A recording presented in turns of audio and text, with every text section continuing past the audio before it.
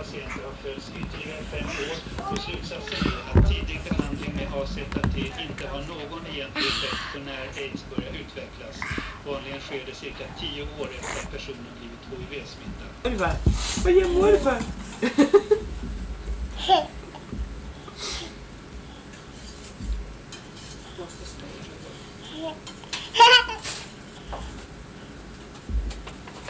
Hur mycket är det här i mängdvatten?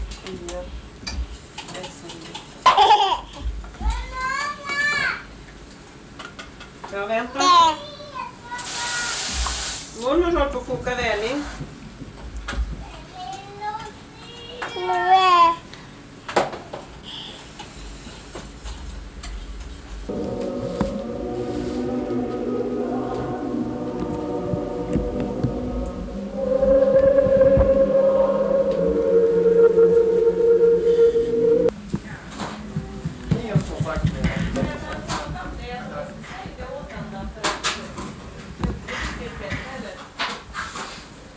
Det är så fall har några då.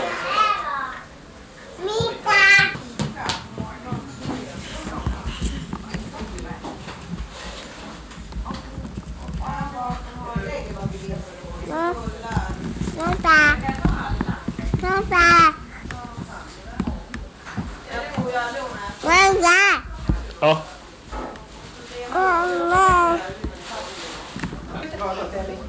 Håll i det hårt nu.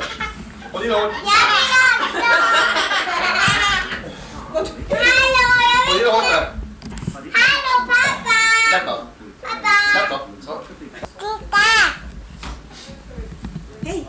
Men kamma till mig i håret. Så mormor fladdra till mig.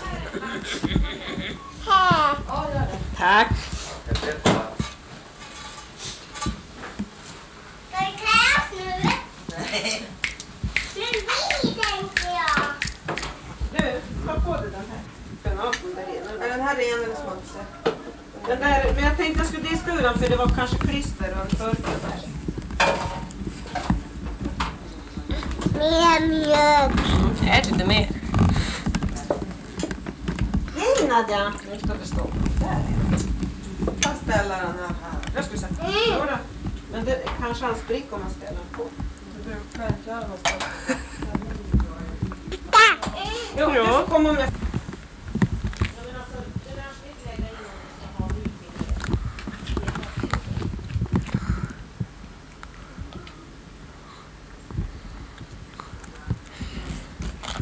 Vad ska jag se?